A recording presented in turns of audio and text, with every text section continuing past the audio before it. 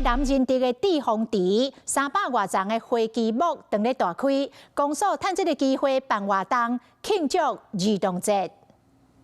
每到3月，伫台南的仁德抾水池烟花300多丛的花旗木，也就是泰国樱花，对陆续的开花。所以讲，区公所将伫29要举办粉红派对市集，邀请乡亲去相会。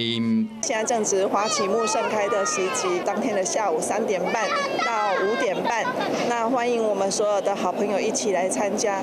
现场嘛有规划骑马体验、魔术表演，加消费车等等的游乐设施，要有这囡仔提早过儿童节。AI 健走以及我们的环保市集还有童玩来做主题。